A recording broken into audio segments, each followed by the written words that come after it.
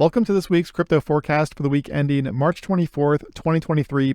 My name is Justin Bennett with Daily Price Action, and in today's forecast, we are going to cover the DXY, the dollar index, also total, that's the total crypto market cap, Bitcoin, Ethereum, and VECHAIN. So I want to start here with the DXY, the dollar index, and even though Bitcoin has not really cared too much about the dollar lately, this is going to come back into focus eventually for the crypto market, because this tends to move inversely to risk assets, which cryptos definitely are, okay? So keep an eye on this one. Basically, what I'm watching for from the DXY is right now we have the market breaking below the yearly open at 103.50.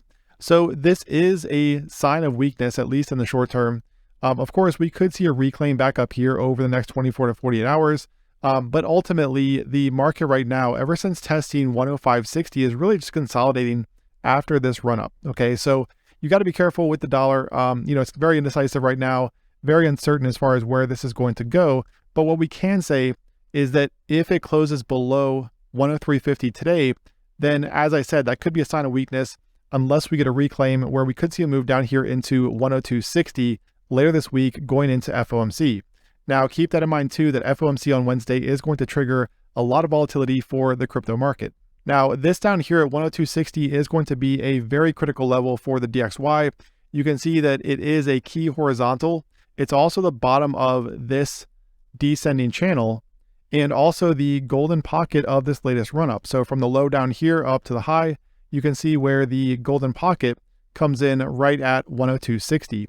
So a very critical level for the DXY. Expect a bounce from there. Whether or not this becomes the bottom will depend on whether the market can reclaim 103.50 later this week. Once again, we do have FOMC on Wednesday, so keep that in mind. But ultimately, for the dollar, as I said, it is just consolidating. And when we look at the daily time frame, in order to see dollar strength, all right, so a sustained pullback from crypto based on dollar strength, we would need to see the DXY reclaim 105.60. This is going to be the big level that as long as the DXY is below that, this is just consolidation.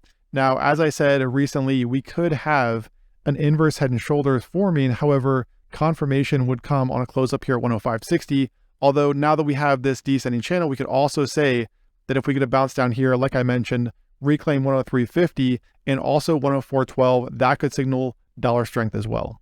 Okay, so next up, I want to talk about the total crypto market cap. And this is a chart that not a lot of people look at because it's not something that you can actually trade.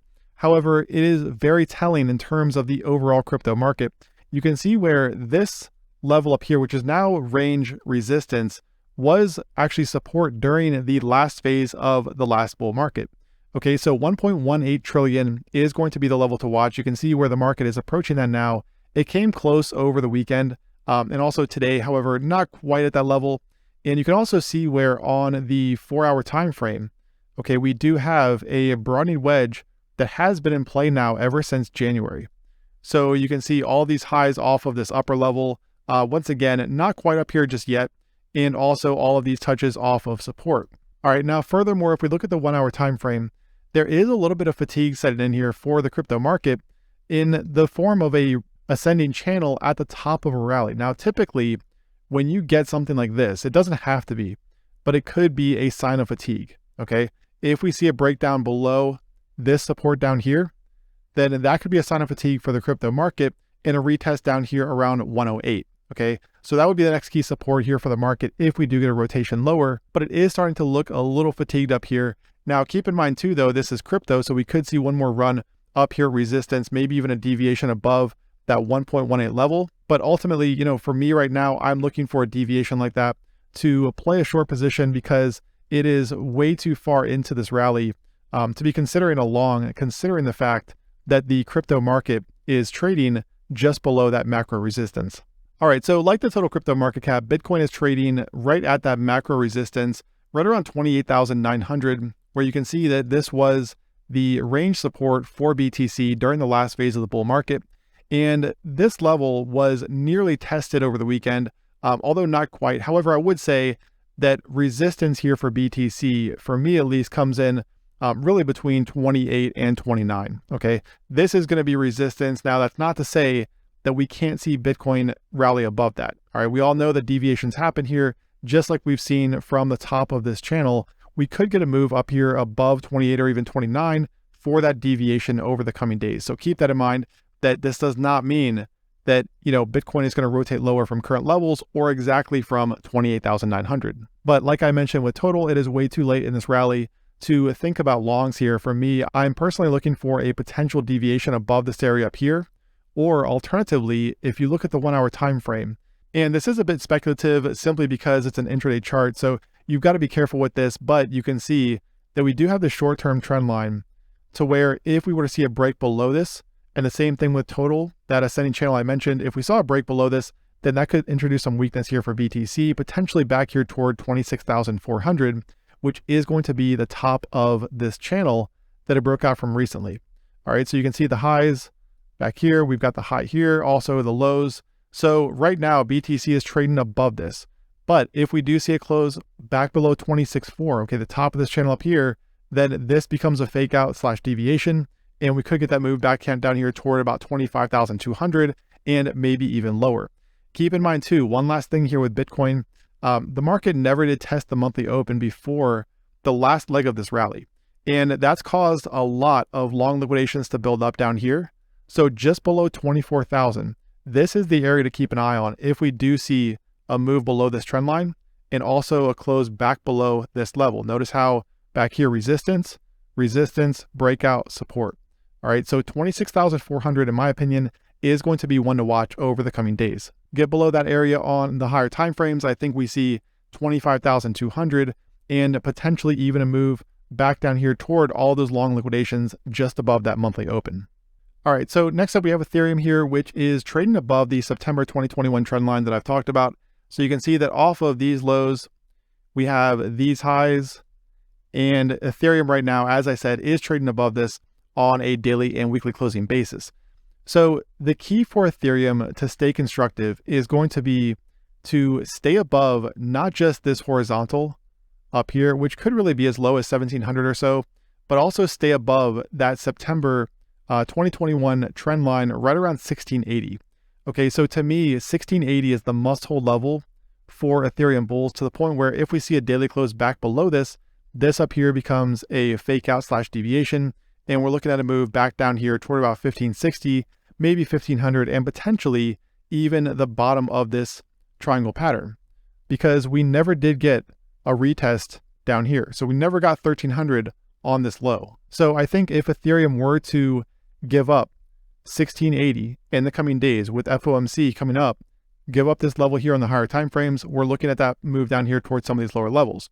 Now, alternatively, you can see that this high from September of last year, right at 1790, this is the level to break. So notice recently, Ethereum tried to get above that, but failed. All right, on several occasions, we had this daily close right at the level, and then over the weekend on two occasions, the market tried to get above it, but failed. So I think for Ethereum going into FOMC, just to kind of summarize all of this, if we see the market, okay, Ethereum take out this high from back here on the higher time frames, get above this up here, and sustain itself above this, we could see that move up toward 2,000. Okay, we might see that. However, at the same time, if we see a close below this area down here around 1680, I think we're looking at these lower levels, potentially a move back here toward 1300. All right, but just be really careful with these markets because we have seen them move really far in a very short period of time. So it does mean that there are a lot of long liquidations building up below lows like this one, and also this one from back here in early March. And last up, we have VECHAIN. So you can see here recently that we did get a fake out below this level right here at 215. All right, so this was the key level that was holding back here. We got the close below it and the retest of this minor pivot right there at 196. All right, so retest here, reclaim back above 215, that level flipped to support.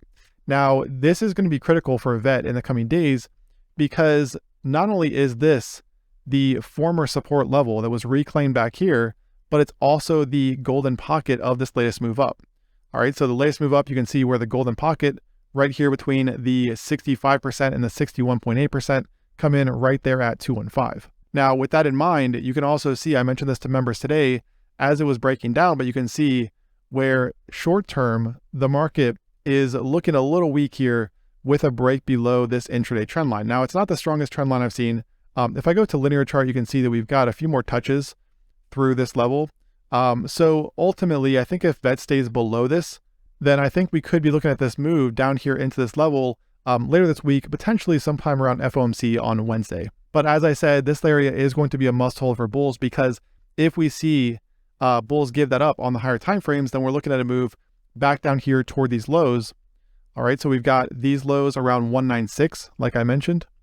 And again, this was the confirmed fake out. So if bulls give this up, we're looking at a move back down here toward these lows, and a close below that, then we're looking at these range lows all the way down around 1.5 cents. But for now, VET, like the rest of the market, is starting to look a little bit fatigued here with this breakdown today. So you've got to be careful here, thinking we could see a 5, maybe 8% pullback into this level before a bounce, and then that becomes the must hold for buyers. All right, so that's it for today's video. If you found it helpful, be sure to subscribe to the channel, click that like button.